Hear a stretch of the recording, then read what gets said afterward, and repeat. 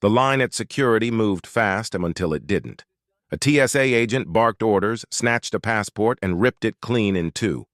Gasps filled the terminal as a stunned black woman stood frozen, the pieces of her identity fluttering to the floor. "Fraud," he said. "You're not going anywhere." Cameras rolled. Travelers whispered. Seconds later, she made a single call. And by the time his radio crackled with orders from Washington, the man who'd humiliated her realized he'd just destroyed his own career. The morning rush at JFK International Airport thundered like a storm, wheels rolling, announcements echoing, and impatience buzzing in the air. In the center of it all stood Dr. Maya Ellis, calm, composed, and unknowingly minutes away from the humiliation that would shake an entire system. She placed her passport on the counter, smiling politely. The TSA agent barely glanced at it before sneering. "Purpose of travel?" "Business," Maya said evenly. He flipped through her documents, frowning. "You're a doctor?" "Yes. Of what?"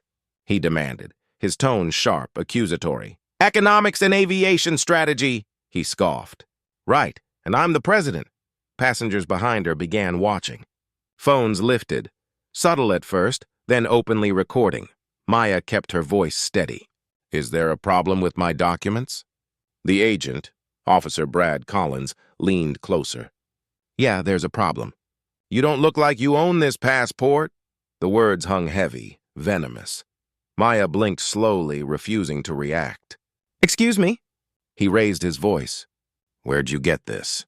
"You think we don't spot fake credentials? Step aside." Without another word, he ripped the passport in half. Gasps erupted. The sound of tearing paper sliced through the terminal louder than the overhead speakers. A little girl whispered to her mother, "Why did he do that?" Maya stood motionless. "You just destroyed federal identification property," she said quietly. Brad smirked. "Then sue me." Two more agents approached. "Ma'am, we'll need you to come with us." Her voice didn't rise, but her eyes burned.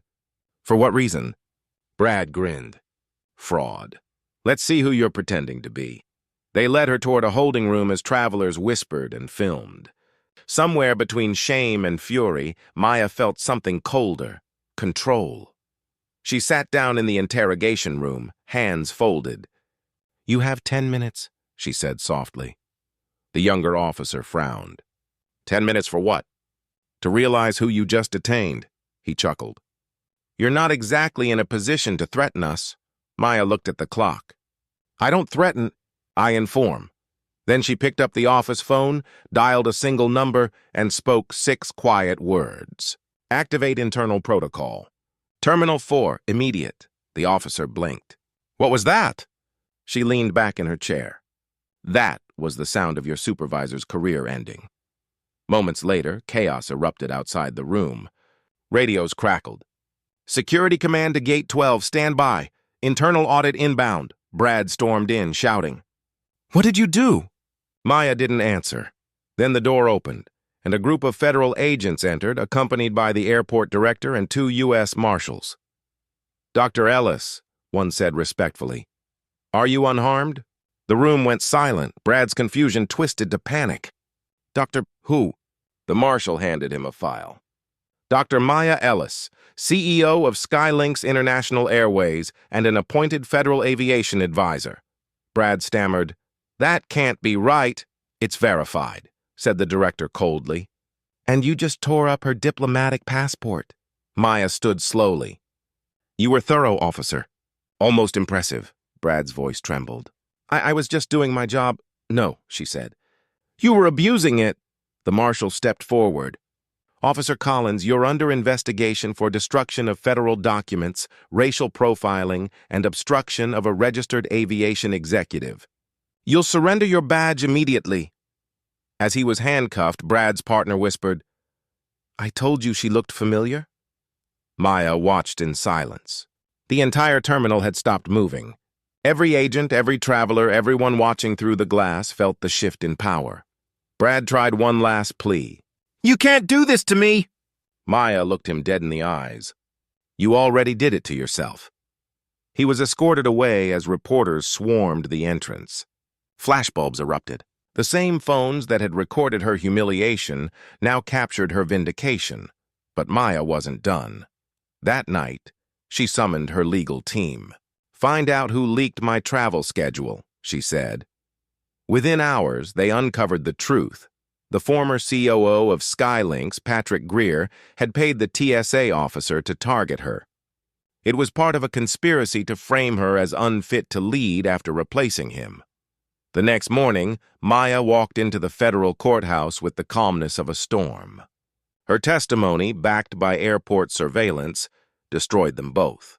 Patrick was arrested for bribery and conspiracy. Brad was charged under Title 18, Section 1545, falsification and destruction of federal travel documents. The story went viral. TSA officer tears black CEO's passport, ends up in handcuffs. Across the country, public outrage grew. SkyLynx responded by funding new anti-bias programs across all airports, naming them the Ellis protocols. In her honor, months later, on a quiet morning, Maya returned to the same terminal, not as a victim, but as the reformer who rebuilt it. She placed her new passport on the counter. The young officer looked at it, eyes wide. "Dr. Ellis, welcome home," she smiled. "This time let's keep it intact." The scanner beeped green. The gate opened. As she walked through, a reporter shouted from behind the glass, "Dr. Ellis, what message do you have for America today?" She paused, looked back, and said, "Power doesn't shout, and it audits." And with that, she disappeared into the terminal, leaving behind the echo of justice that still vibrated through every corridor she once walked in humiliation. If you believe authority means accountability, make your voice heard. Like this video, share it everywhere, and tell us in the comments where you're watching from and which moment hit you hardest. Subscribe and turn on notifications for more stories where abuse of power meets unstoppable justice.